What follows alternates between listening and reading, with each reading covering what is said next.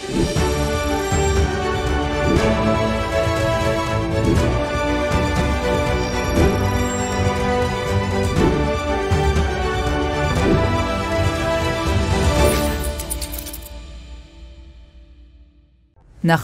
գլխավոր գործընկերն է Converse բանկը, ֆինանսական աշխարհի ձեր հուսալի գործընկերը։ Բարև ձեզ սիրելի հեռուստադիտողներ։ Մենք այս պահին գտնվում ենք Հայաստան Հանրապետության Տավուշի մարզում, Աչաջուր գյուղից 3 կիլոմետր հեռավորության վրա։ Պայտաթափ լեռան լանջին ենք գտնվում, որտեղ գտնվում է մի գեղեցկաշուք վանք, որը Մակարավանք է կոչվում եւ այդպիսով հիշատակվում է դեռևս 12-րդ դարից։ Մեր պատմություն հաղորդաշարի այսօրվա հաղորդման եթերում մենք խոսելու ենք Մակարավանքի մասին, որ միջնադարյան Հայաստանի ամենանշանավոր վանական կենտրոններից մեկն է եղել։ Այն առանձնահատուկ աչքի է ընկնում իր քանդակագործական առանձնահատկություններով։ Այս առումով այն եզակի է եւ կարող է հավասարը համարվել, հավասար նշաձողի հարթության մեջ դիտարկվել այնպիսի նշանավոր վանական կենտրոնների հետ, ինչպիսինք են Արցախի Գանձասարի վանքը, Վայոց ձորում Նորավանքը եւ իհարկե Արևմտյան Հայաստանի քանդակագործական ճարտարապետական զարդ հանդիսացող Աղթամարի Սուրբ Խաչ եկեղեցին, որ կառուցվել է 915-921 թվականներին։ Խոսելով Մակարավանքի մասին, մենք պետք է առաջին հերթին անդրադառնանք այն հարցին, թե երբանից է այս վանքի սկզբնավորումը։ Խնդիրը 19-րդ դարի վերջից հետաքրքրել է մասնագետներին եւ այդ ժամանակվա առաջին հրատարակումներում վանքին առնչվող սկզբնական ուսումնասիրություններում պնդում էր կատարում, որ ամենահին եկեղեցական կառույցը այստեղ մեր հետևում գտնվող ամենահին եկեղեցին, որի քարերը ոչ այնքան սրբատաշ վիճակում են, մարմրավուն տուֆից, դրանք 6-րդ դարի կառույց պետք է լինեին։ Այս տեսակետը 20-րդ դարի երկրորդ կեսին վերանայվել է եւ արդեն մասնագետները այս հարցին այլ կերպ են մոտեցել, պնդելով, թե գործ ունենք 10-ից 11-րդ դարերի շինության հետ։ Այս վանական կենտրոնը փաստորեն զարգացել է այդ առաջին շինության շուրջ եւ կառուցվել են աստիճանաբար նոր շինություններ։ Երբ խոսում ենք Մակարավանքի մասին, բնականաբար այստեղ 12-րդ դարի վերջից Հայաստանի հյուսիսարևելյան շրջաններին բնորոշ ընդհանուր վերելքը եւս իր կնիքն է թողել։ Մենք արդեն խոսել ենք այնպիսի խոշոր վանական կենտրոնների մասին, ինչպիսիք են Գոշավանքը, Հաղարծնի վանքը եւ հյուսիսարևելյան Հայաստանի բազմաթիվ այլ նշանավոր վանական կենտրոններ, որոնք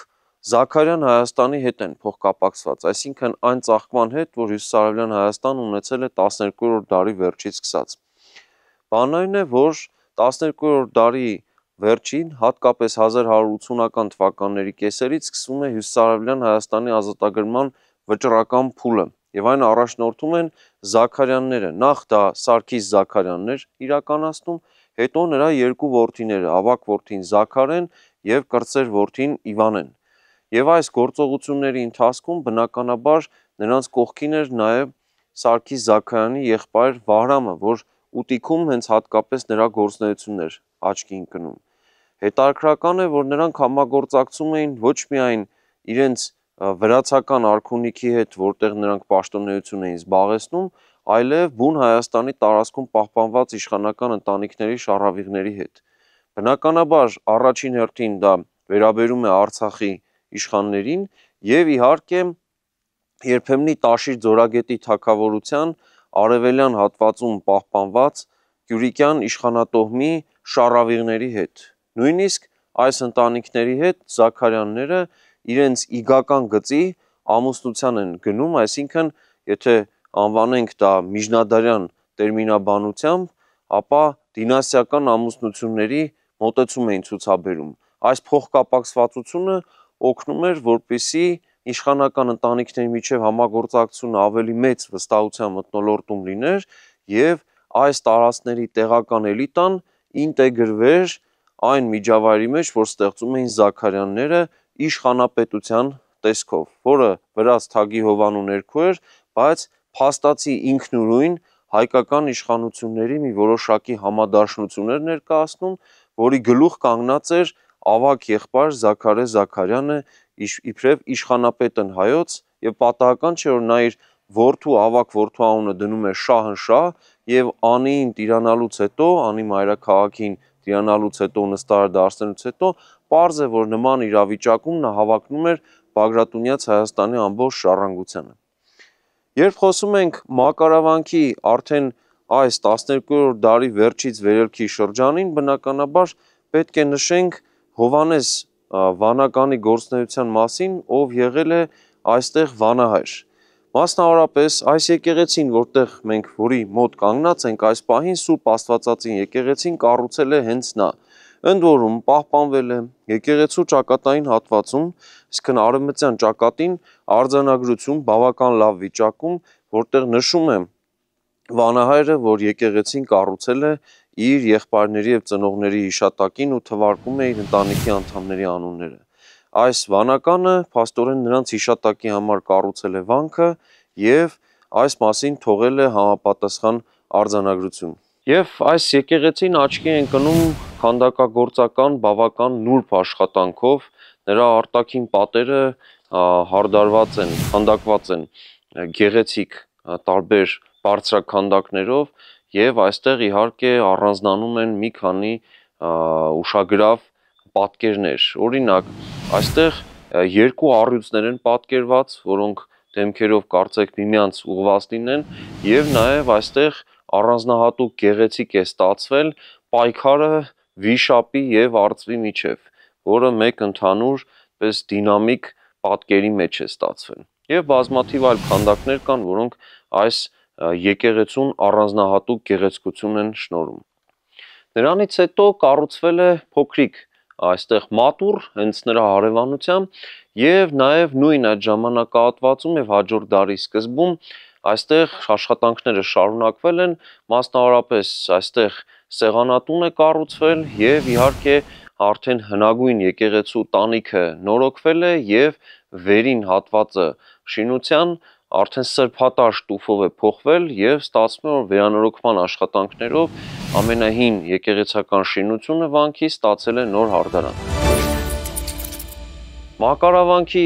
յուրահատկություններից մեկը իհարկե տարբեր ոճի խաչքարերն են, որ այստեղ հանդիպում են, ընդ որում յուրօրինակ ոճի խաչքարեր, որոնց մի զգալի մասը առանձնանում է այլ տեղերում հանդիպող խաչքարերից եւ իհարկե հնարավոր է վանքի տարածքում տեսնել այդ գեղեցկաշուք խաչքարեր եւ հիանալ նրանց քանդակագործական արվեստով։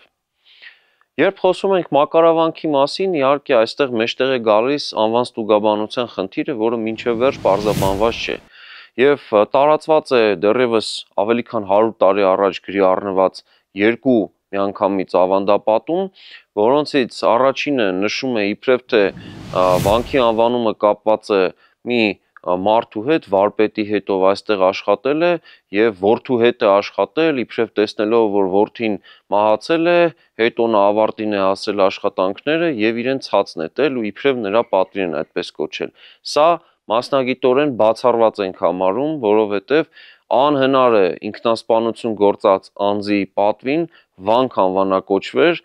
հայ առաքելական եկեղեցում եւ առհասարակ քրիստոնեական աշխարհում ինքնասպանությունը համարվում է մահացու մեղք եւ աներելի մեղք, այսինքն նույնիսկ դատաստանի ճանապարհով չի գնում նշված անձը եւ ուր մնաց թե այդ անձի պատվին վանք անվանակոչվեր, այսինքն ինքնասպանության պարագայում հայոց եկեղեցին եւ քրիստոնեական ընդհանուր բացատրությունը այս հարցի շուրջ այնպիսին է, որ միանգամից մարդու հոգին գնում է դժոխք։ Այս առումով փրկություն չի կարող ունել, ինչպես կարող էր վանք անվանակոչվել նման իրավիճակի հետ կապված։ Մեկ այլ ավանդապատում լրիվ այլ տեսանկյունից է մեկնաբանում անվան ստուգաբանությունը, տանում է մեզ լրիվ այլ տեղ, Ագրավավանք կոչում վանքի անվանումը, որ բացարձակապես կապ չունի վանական կենտրոնի հետ եւ ներկայացնում հետեւյալ կերպ իբրև վանքի շինարարությամբ զբաղվողների համար օձի թույնով թունավորված ճաշ կար եւ մի ագրավ իբրև իրեն գցում է այդ ճաշի մեջ եւ դրանով փրկում նրանց թունավորումից եւ իբրև թե նրանց պատվին էլ նրա հենց պատվին էլ վանք այդպես է կոչվել։ Այս դեպքում եւս բացատրությունը բացարձակապես չի համապատասխանում քրիստոնեական պատկերացումներին եւ աշխարհընկալմանը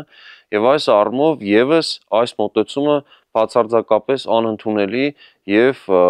իրականության հետ աղերս չունեցող մոտեցում է։ Մասնագետների շրջանում այնուամենայնիվ մնացել է անվան ստուգաբանության խնդիրը եւ առաջարկվող տարբերակներից մեկն է եղել, որ վանքը կարող էր անվանակոչված լինել 4-րդ դարի համաքրիստոնեական Սուրբ Մակար Մեծի պատվին, ով 4-րդ դարում ապրել եւ 60 տարի ճգնել է Եգիպտոսում եւ հայտնի է իր քրիստոնեական կենցաղին դեպի ուղենշող խրատներով եւ համաքրիստոնեական նշանակություն են այդ խրատները եւ գուցե կարող էր այս մարդուն նվիրված լինել այս վանական համալիրը, սակայն այս դեպքում եւս հարց է մնում, ինչքանով կարող էր փոխկապակցված լինել հեռավոր Եգիպտոսում այս մարդու գործունեությունը Հայաստանի հյուսիս-արևելյան այս հատվածում վանական կենտրոնի հետ եւ ինչու պետք է հենց նրա պատվին անվանակոչվեր վանքը։ Այնուամենայնիվ մեզ համար լիովին մերժելի են համարվում այն բացատրությունները, որոնք ավանդազրույցների միջոցով են ներկայացվել, որոնք որևէ աղերս չունեն քրիստոնեական աշխարհընկալման հետ։ Մակարավանքի գլխավոր եկեղեցին կառուցված է մեր նախորդ ներկայացրած կառույցներից հետո։ Մեր հետևում է գլխավոր եկեղեցին, որ 1205 թվականին է օծվել եւ հայտնի է արձանագրությունից, որ եկեղեցու կառուցողն է Բազազ իշխանի որդի Վարդանը եւ հետարքիր է, որ եկեղեցու մասին հետարքիր հիշատակություններ է թողել պատմիչ Կիրակոս Գանձակեցին։ Մակարավանքի մասին նրա հիշատակություններից մեկում նա խոսում է այն մասին, որ հյուսիսային Արցախի Հաթերքի իշխան Վախթանգի կինը Արզու Խաթունը եւ նրա դուստրերը վարագույր են պատրաստել ոչ միայն Արցախի Գրչավանքի եւ Դադիվանքի, ինչպես նաեւ այս տարածաշրջանում Գոշավանքի եւ Հաղպատի վանքի համար, այլ նաեւ իհարկե Մակարավանքի համար եւս փաստորեն գլխավոր եկեղեցու օծման առիթով այս առումով այս եկեղեցին շատ յուրահատուկ տեղ է զբաղեցնում եւ առհասարակ Մակարավանքը յուրահատուկ տեղ է զբաղեցնում հյուսիսարևելյան Հայաստանի մշակութային ընդհանրության համատեքստում եւ մասնավորապես Տավուշ, Լոռի եւ Արցախի միջև ընդհանրության մշակութային միասնության եւ այդ ընդհանրական համահայկական նաեւ մշակութային պատկերացումների տեսանկյունից։ Մակարավանքի այս գեղեցկաշուք եկեղեցին ունի մի շարք առանձնահատկություններ, մասնավորապես այստեղ առանձնահատուկ հետաքրքրություն է ներկայացնում նրա մուտքը, արևմտյան մուտքը եւ արևմտյան մուտքի ճակատին կատարված հետարքիր լուծումը, յուրօրինակ քարային անսամբլ է ստացվել, մի քանի գույնի քարերով ստացել են կարծեք շախմատի տախտակի նմանողությամբ մի գեղեցիկ գունային մի լուծում, որը յուրահատկություն է տալիս այս եկեղեցուն։ Այստեղ իհարկե եկեղեցին առանձնանում է նախ եւ առաջ իր բարձրաքանդակներով եւ հարթաքանդակներով։ Թե եկեղեցու ներսում եւ թե արտաքին պատերին կան առանձնահատուկ քանդակներ, մասնավորապես եկեղեցում, եթե հարավային պատին ենք նայում արտաքուստ արտաքինից, ապա դրսի հատվածից տեսնում ենք շատ գեղեցիկ մի քանդակ։ Խոսքը այստեղ արծվի մասին է, որ իր ձեռքերի մեջ, իր ճանկերի մեջ է պահում հորդ եւ այդ գեղեցկաշուք լուծումներով է արված այս քանդակը, մասնավորապես կարծեք հորթը նույնիսկ սեղանիկի վրա որոշակի լինի եւ այս քանդակը իհարկե բացառիկ է այս առումով։ Գեղեցիկ են խորշերը, մասնավորապես արտաքին պատերին արված են հայկական խորշեր, դա այն լուծումն է, երբ եռանկյունաձև խորշի վերին հատվածում կատարվում է գեղեցիկ քանդակային լուծում եւ հետարքիր է, որ տվյալ դեպքում հարավային պատի երկու այդ հայկական խորշերի վերին հատվածի լուծումները իրարից տարբերվում են եւ կարծեք ասեղնագործված առանձին այդպիսի գեղեցիկ լուծումներ լինեն։ Միևնույն ժամանակ լուսամուտները նույնպես կարծեք քարի ասեղնագործված սիմֆոնիա լինեն եւ այս լուծումներով եւս բացառիկ է Մակարավանքը իր քանդակագործական աշխատանքներով։ Եկեղեցու ներսում նույն լուծումները մենք տեսնում ենք ավագ խորանի պատին։ Ավագ խորանի ճակատին այստեղ գեղեցիկ ութանիստ աստղեր են օրինակ եւ այստեղ շատ հետաքրքիր սյուժետային լուծումներ են կատարված, ոչ միայն ուղակի պարզապես ներկայացված են այստեղ աստղեր, այլև դրանցից յուրաքանչյուրում ներկայացված է մի որոշակի դրվագ։ Օրինակ, կա աստվածաշնչային դրվագ, որը ներկայացնում է օրինակ Հովաննը կետի երախում, նաև ներկայացված է օրինակ ձկների մի հետարքիր, այսպես երկու ձկներ միմյանց հետ շարունակ դինամիկ կարծեք շարժի մեջ լինեն, մի այսպիսի հետարքիր քանդակ, որով ուղղակի առանձնանում է սա որևէ տեղ հայկական քանդակագործության մեջ, միջնադարյան հայ քանդակագործության մեջ նման դինամիկ պատկեր ձկների ուղղակի բացակայում է։ Նաև հետաքրքիր է, որ այս աստղերի մեջ ներկայացված է օրինակ հուշկապարիկի պատկեր, կենդանական տարբեր պատկերներ եւ ամենահետաքրքիրը այստեղ եկեղեցու հավանաբար ճարտարապետի եւ քանդակագործի պատկերն է, որովհետեւ արձանագրությունը հենց դրա մասին է խոսում, պարզապես անունն է փոքր-ինչ այսպես հարցականներ առաջացնում, որովհետեւ նշվում է երիտասարդ անունը։ Բայց ինչու են կարծում եւ համոզված են մասնագետները, որ գործ ունենք ճարտարապետի հետ, որովհետեւ նրա ձեռքին պատկերված են աշխատանքային գործիքները։ Բավական լավ է պահպանվել պատկերը եւ նաեւ արձանագրությունը եւս, եւ այդ առումով իհարկե մասնագետները քանիցս նշել են այս առումով եւս եկեղեցու եւ առհասարակ վանական համալիրի առանձնահատկությունը, որ պահպանվել է նույնիսկ շինարար, ճարտարապետ, քանդակագործի դիմապատկերը։ Վանական համալիրի ամենահետաքրքիր կառույցներից է նաև գավիթը, որը շուրջ 20 տարի անց է պատրաստ եղել եւ նրա շինարարությունը կապվում է Վաչուտյան տոհմի նշանավոր ներկայացուցիչ Վաչեի հետ։ Վաչուտյանները մենք գիտենք, որ տնօրինում էին Զաքարյանների համակարգում, մասնավորապես Զաքարե Զաքարյանի իշխանապետության մեջ փաստացի նրա զորքերի հրամանատարությունը, ինչ որ իմաստով կարելի ասել Արարատյան կուսակալության կողմնապետեր էին, որ հաճախ հենց այդպես էլ պատմագրության մեջ գնահատական է ստացել, եւ ահա հենց այս տոհմի ներկայացուցիչ Վաչե Վաչուտյանի հոգացությամբ կառուցվել է գավիթը, եւ այս գավիթը կարծեք իրար միացնի հին եկեղեցին, ամենահին եկեղեցին եւ նոր եկեղեցին, նոր կառուցված եկեղեցին 1205 թվականի կառույցը 10-ից 11-րդ դարի կառույցի հետ եւ գավիթը եւս աչքի են կնում իր քանդակների յուրահատկությամբ, թե ներսում բարձրաքանդակներ են արված բավական գեղեցիկ լուծումներով եւ թե հատկապես նրա հարավային մուտքի վերնամասում, ճակատային հատվածում արված քանդակները ուղղակի հիացնում են դիտողին։ Այստեղ իհարկե օրինակ հուշկապարիկ է ներկայացված, որը շատ գեղեցիկ ձևով է արված։ Հուշկապարիկները ընդհանրապես մարդու դեմքով եւ կենդանու մարմնով պատկերվող որոշ էակներ էին, որոնց գործառույթը հաճախ կապվել է պահպանիչ գործառնության հետ եւ որոշ մասնագետներ պնդում են, որ նրա ակունքները գնում են նույնիսկ նախաքրիստոնեական շրջան, որոշ մասնագետներ պնդում են, որ դա հատկապես միջնադարյան իրականության պայմաններում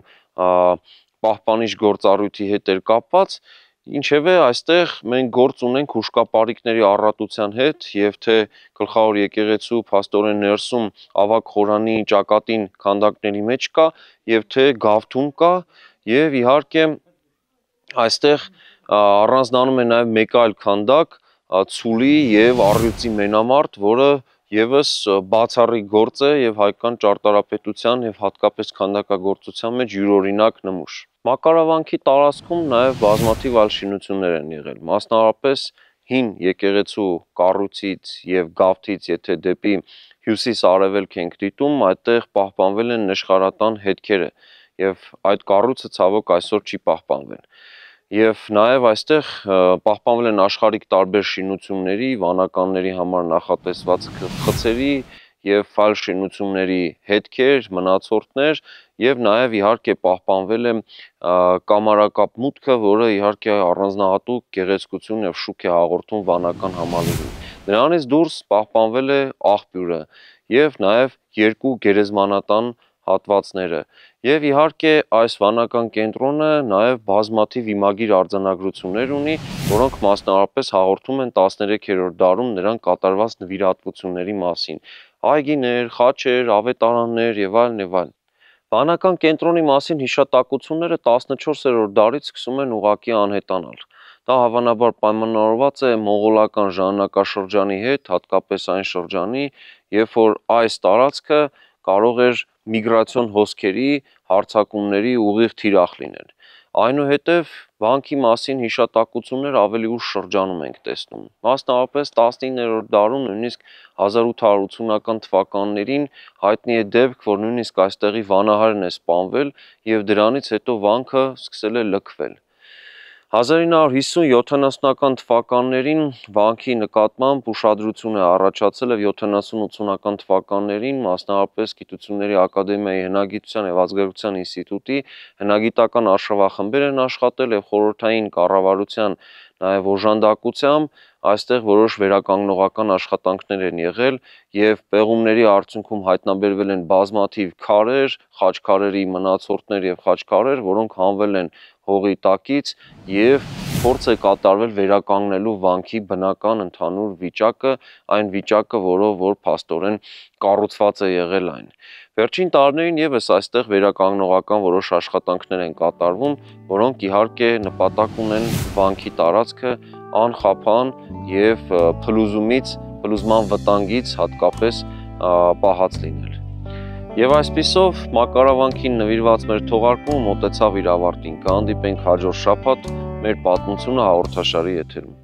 Նախագծի գլխավոր գործընկերն է Converse Bank-ը, ֆինանսական աշխարհի ձեր հուսալի գործընկերը։